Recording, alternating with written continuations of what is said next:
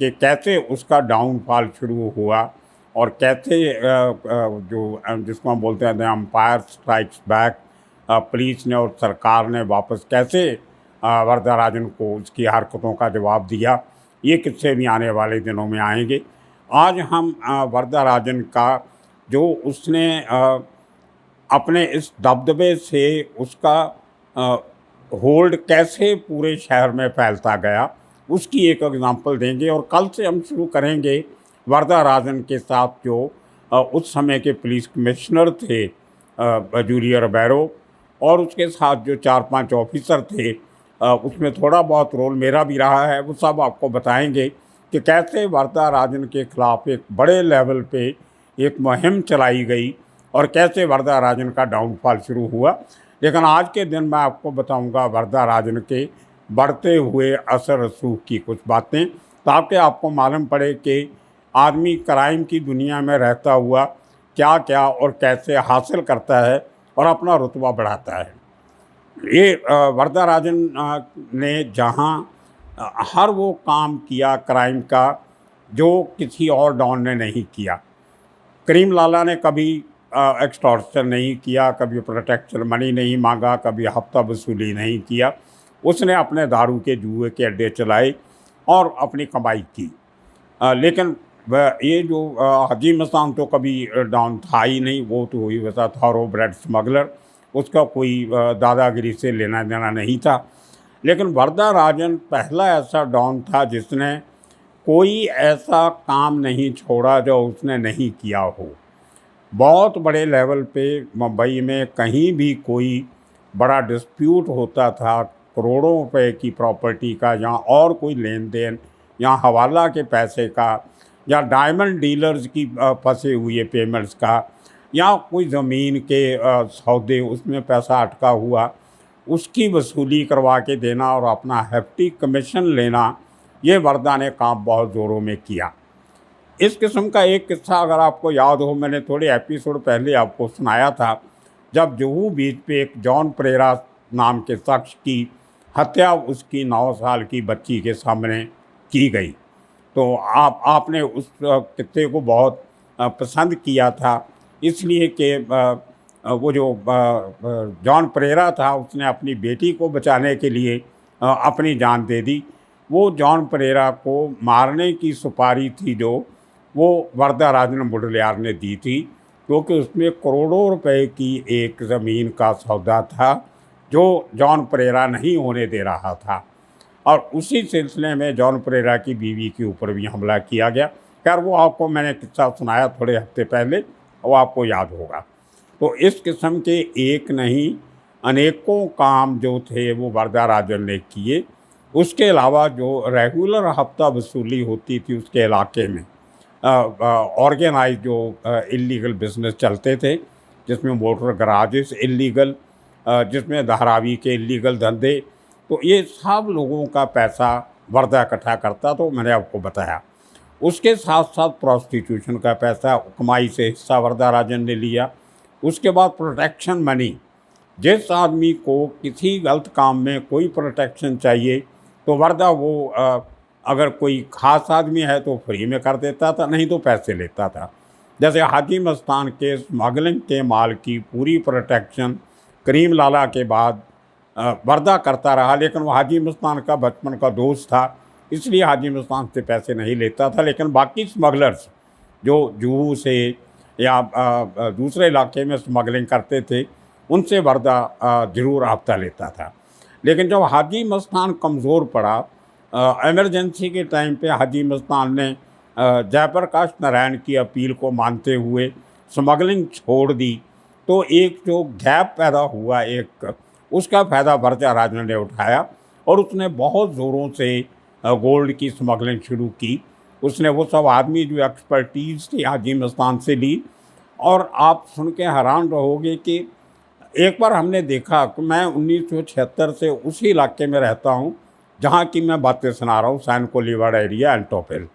तो मैं ये सब चीज़ें बहुत क्लोज से देखी हैं। मैं तभी पत्रकार तो नहीं था, लेकिन मैं ऑब्ज़र्व ज़रूर करता था, क्योंकि मैं हॉलीडे में था। उसके पहले एक पंजाबी अखबार में 1.5 साल मैंने पत्रकार का काम किया था, तो थोड़ी सी देखने की और याद रखने की आदत, सोचने की, परखने की पड़ गई थी। तो हॉलीडे इन में मैं वरदाराजन को कई बार पार्टीज में मिल चुका था। बड़े बड़े फिल्म इंडस्ट्री के जो प्रोड्यूसर थे वो अपनी नई फिल्म अनाउंस करने की पार्टी करते थे। कोई सिल्वर जुबली फिल्म की पार्टी, वो 100 days of a successful film उसकी पार्टी, किसी का बर्थडे, किसी की वेडिंग एनिवर्सरी, किसी की शादी। तो इस किस्म के फंक्शन, बड़े फंक्शंस में वरदाराजन आता था। कई बार करीम लाला भी आते थे और कई बार हाजी मस्तान भी आता था। तो ये सब लोगों को मैं हॉलीडे में देख चुका था।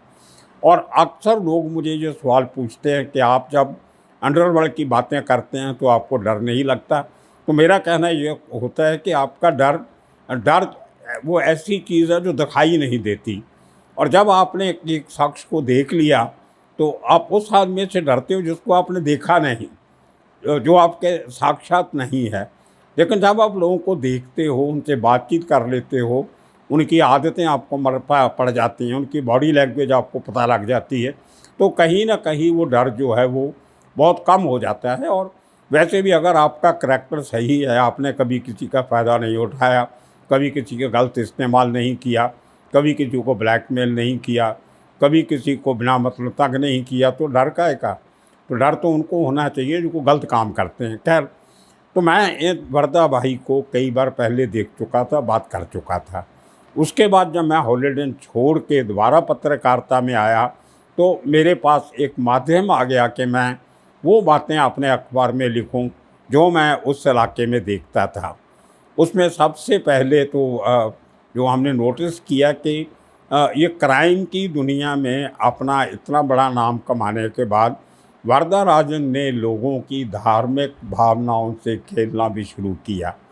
धर्म एक ऐसी चीज़ है जो आपको बहुत जल्दी किसी के साथ जोड़ लेती है। तो माटुंगा पुलिस स्टेशन के बाहर एक रेलवे का या कंपाउंड, रेलवे की प्रॉपर्टी थी। तो वहाँ पे बहुत खुला मैदान था, एक पोदार कॉलेज के सामने। तो उसमें इसने वरदाराजन ने बहुत बड़ा गणपति की सेलिब्रेशन के दौरान गणपति पंडाल लगाना शुरू किया। जैसे मुंबई में आपने सुना होगा या देखा होगा टीवी पे, लाल बाग में सबसे बड़ा लाल बाग का राजा गणपति का पंडाल लगता है, उसी तरह लाल बाग में एक तो और भी पंडाल लगते हैं। तो लेकिन उधर उस एरिया के बाहर सबसे बड़ा पंडाल जो था वो वरदाराजन का लगता था। वो रेलवे की प्रॉपर्टी थी, किसी के परमिशन नहीं लेता था, किसी का कुछ कोई परमिशन नहीं, कोई किराया नहीं। और 10-12 दिन वो पूरी सेलिब्रेशन, जिसमें बहुत बड़े बड़े लोग, पॉलिटिशियन, इंडस्ट्रियलिस्ट, फिल्म इंडस्ट्री के लोग आते थे वहाँ पे। और अमिताभ बच्चन ख़ास तौर पे हर साल रेगुलर होता था वहाँ पे, हर साल आना और दंडौत वंदना करनी, वरदा भाई के भी पाँव हाथ लगाने और गणपति के भी आशीर्वाद लेना। तो वो जो था एक लोगों में ये एक मैसेज कन्वे करता था कि देखिए वरदा भाई की कितने बड़े बड़े लोग भी इसकी इज्जत करते हैं, इसकी एक इशारे पे आके खड़े हो जाते हैं, आ जाते हैं। इसी तरह टिल्लू उस्ताद जिसकी हम बात कर रहे थे कोलीवाड़ा में, वो हर साल एक माता का जागरण करवाया करता था, 3-4 दिन का मेला लगाता था। उसमें एक जो वैष्णो देवी की जो माता है उसका एक बहुत बड़ा मंदिर बनाया करता था हर साल, रेप्लिका। और उसमें उसी किस्म की गुफा बनानी, उसमें उसी किस्म से जाना, मतलब हर साल वो 1 हफ्ते के करीब लोगों को धार्मिक तौर पे अपने साथ जोड़ के रखता था। तो हर महीने 2 महीने के बाद वो कोई जगराता टाइप भी किया करता था, जिसमें बड़े बड़े जो सिंगर थे, जोगिंदर चंचल हुआ या दूसरे हुए, ऐसे लोगों को बुला के भी वहाँ लोगों में ये आस्था क्रिएट करते थे कि हम भले बुरे आदमी हों लेकिन हम धर्म को बहुत मानते हैं। तो ये एक रिलीजियस एक्सप्लॉयटेशन लोगों की ये बड़े तरीके से करते थे। और इनका वो काम बहुत फ़ायदे वाला भी होता था, क्योंकि अगर आप किसी से एक्सटॉर्शन मांगते हो तो वो आदमी देने से केवल कतराता भी है, देता है तो दिल में गालियाँ देता है। लेकिन धर्म के नाम पे चंदा हर आदमी दे देता है। तो गणपति के पंडाल में वर्धा के बहुत बड़े बड़े इंडस्ट्रियलिस्ट, सिगरेट की कंपनी, पान मसाला की company, cold drink company, Coca Cola, Pepsi, तभी ड्यूक सोडा वाटर हुआ करता था, उसकी का पब्लिसिटी। तो इसी तरह टिल्लू उस्ताद का जो लगता था मेला, उसमें बड़े बड़े बिजनेसमैन, फिएट कारों की प्रीमियर वाले या दूसरे कार डीलर्स वगैरह, वो काफ़ी चंदा देते थे। तो एक तरफ से वो भी इनकी कमाई का साधन था। तो ये बताना इसलिए ज़रूरी था कि कोई ऐसा पैसा कमाने का ज़रिया ये लोग नहीं छोड़ते थे, वो भले धर्म के नाम से हो या क्राइम से जुड़ा हो। तो ये इस किस्म का ताना बाना करके इन्होंने इतने बड़े लेवल पे लोगों को अपने साथ जोड़ के रखा कि लोकल पॉलिटिशियन इनके पाँव हाथ पकड़ते थे। जिसको भी ये फ़ोन करते थे कि आपने फंक्शन में आना है, तो मंत्रियों को भी आना पड़ता था। मुझे याद है एक बार हमारे minister of state for home थे सावंत, उनको बुलाया गया तो वो कोलीवाड़ा में टिल्लू उस्ताद के साथ और दूसरों के साथ हाथ पकड़ के गले में हाथ डाल के घूम रहे थे। अब एक होम मिनिस्टर का क्या काम है नॉन क्रिमिनल्स के साथ गले में हाथ डाल के कोलीवाड़े की सड़कों पे घूमना। तो मैंने वो रिपोर्ट छाप दी, फ़ोटो भी छाप दिया, the poor minister has to resign one day. खैर, तो ये सब कुछ देखते हुए जब मैं पत्रकार बना तो मैंने ये लिखना शुरू किया। मुझे याद है उसके पहले शायद कोई एक आध रिपोर्ट किसी अखबार में वर्धा और उसकी गतिविधियों के बारे में छपी होगी, क्योंकि जो कभी कोई रिपोर्टर कोशिश भी करता था तो उसके सीनियर वो रिपोर्ट छापते नहीं थे। इतना इनका दबदबा था, इतना डर था, खौफ था इनका। और अनफॉर्चुनेटली काफ़ी सारे साउथ इंडियन एडिटर्स, रिपोर्टर्स जो थे वो वर्धा के साथ जुड़े हुए थे कितना किसी तरीके से, कम्युनिटी बॉन्ड कह लो या अपना इलाके के कह लो या उस स्टेट के हो जाए या सेम भाषा बोलने वाले या कुछ लालच की बात भी हो सकती है। तो मेरे साथ भी ये समस्या हुई जब मैंने शुरू में फ्री प्रेस में एक इलीगल कंस्ट्रक्शन जो वर्धा भाई की चल रही थी, वहाँ पे परमेश्वर करवा रहा था, विठल करवा रहा था। तो मैं और हमारे अखबार के फ़ोटोग्राफर हुआ करते थे प्रदीप चंद्रा, वो आज भी हैं। उन्होंने अमिताभ बच्चन की ज़िंदगी के बारे में फ़ोटोग्राफिक किताबें 2-3 लिखी हैं, कॉफ़ी टेबल बुक, काफ़ी नाम कमाया उन्होंने। तो प्रदीप चंद्रा भी मेरे पड़ोसी थे, सेक्टर 7 में रहते थे। तो मैंने उनको रात शाम को दिखाया कि एक बिल्डिंग की छत पे खड़े होकर टेरेस पे कि वो देखिए लीगल कंस्ट्रक्शन का काम हो रहा है। तो प्रदीप चंद्रा ने वो फ़ोटोग्राफ खींच ली। अगले दिन जाते भी उसने चोरी से कहीं दीवार के पीछे खड़े होकर कहीं से 3-4 पिक्चर्स और ले ली। तो हमने वो सब तस्वीरें छाप दी और छाप के जब इतना हंगामा हुआ, और जो मेरा हमारे अखबार में एक एडिटर हुआ करता था, सिटी एडिटर, उसका कोलीवाड़ा में एक फ़ोटो स्टूडियो था, वो भी तमिलनाडु का रहने वाला था। और वो फ़ोटो स्टूडियो जो था उसको वर्धा राजन ने पैसे वैसे दे के कभी फाइनेंस किया था। तो मेरी 3-4 दिन साक्षी ने रिपोर्ट नहीं छपने दी, ना हमारी फ़ोटोग्राफ छपने दी। तो इस किस्म की मुश्किलात का सामना मुझे भी करना पड़ा अपने शुरुआती कैरियर में जब मैं अंग्रेज़ी जर्नलिज्म में आया। लेकिन मैं कोई पीछे हटने वाला आदमी नहीं था। मैं मेरे एडिटर थे वीरेंद्र कपूर, तो मैंने उनको ये पूरा किस्सा बताया कि इतने दिनों से मेरी एक स्टोरी, साथ में पिक्चर्स भी हैं, हमारे पास एविडेंस है और ये शख्स छाप नहीं रहा है। तो उन्होंने उसको बुलाया और डांटा वाटा तो मेरी स्टोरी जाके छपी। खैर, तो ये प्रेस के ऊपर भी इतना इनका होल्ड था। तभी सोशल मीडिया तो था नहीं, टेलीविज़न नहीं था, ले दे के प्रिंट मीडिया था, तो उसको भी इन्होंने काबू करके रखा हुआ था। तो ये आपको मैं सब बातें इसलिए बता रहा हूँ कि वर्धा राजन के काले कारनामों को एक्सपोज़ करने में भी बहुत दिक्कतें आई।